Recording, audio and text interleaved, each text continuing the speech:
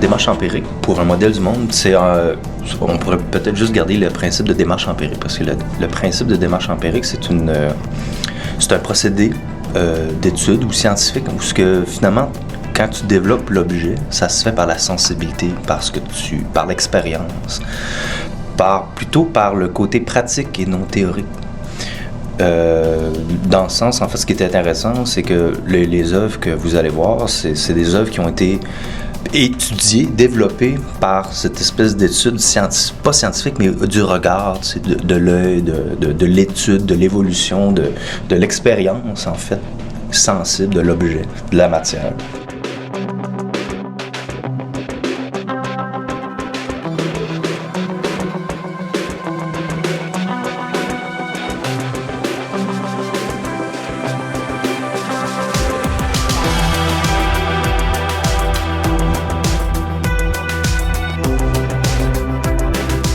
Contrairement à je sais pas, un scientifique qui a une théorie, puis qui développe une idée, puis qui va venir amener son projet développé, dans ce cas-ci, moi, c'est l'objet, c'est la matière. Fait qu'à partir du plâtre, parce que le projet en tant que tel tourne autour de cette notion-là, du plâtre, puis en fait, en partir de cette matière-là, c'est que là, l'exploration s'est faite. Fait que qu'est-ce que je peux faire avec ce matériau-là? Qu'est-ce que je peux explorer? Parce que, en quelque sorte, tout le projet amène l'idée du faire, t'sais. Parce que en art contemporain, il y a comme deux écoles de pensée. Il y a celle qui dit moi je veux fabriquer, c'est important que l'artiste fait, mais en tant que tel, c'est pas nécessaire que l'artiste fait aujourd'hui. Il peut juste concevoir et le faire par les autres. Puis c'est le cas aussi dans bien d'autres œuvres, dans bien d'autres de mes œuvres en fait. Mais dans ce cas-ci, c'est le faire qui est important, c'est la réponse au faire.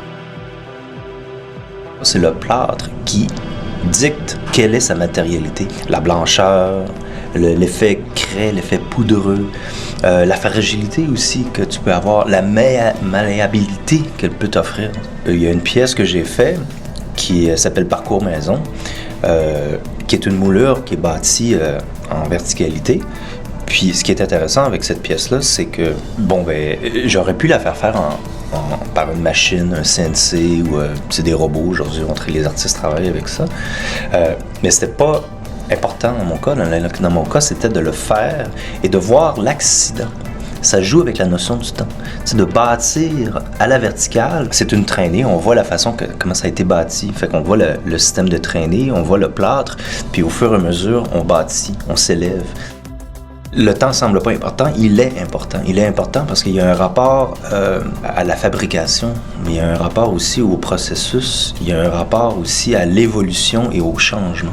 Il y a comme un côté scientifique, un côté phénoménologique, où le phénomène, en fait, comment je pourrais expliquer ça plus clairement? Si on pense à...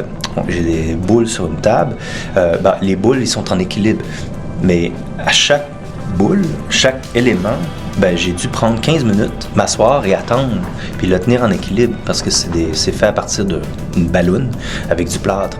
Mais je peux pas juste, tu dois la déposer, attendre, puis tenir l'équilibre. Donc pendant 15 minutes, tu attends. Fait que chaque boule, c'est 15 minutes qui s'additionnent. Mais tout ce temps-là qui s'additionne finit par créer un objet. Fait que c'est un peu ça, ce jeu-là que... C'est comme en fait jouer un peu aussi en équilibre, d'aller chercher la limite de la matérialité, en fait.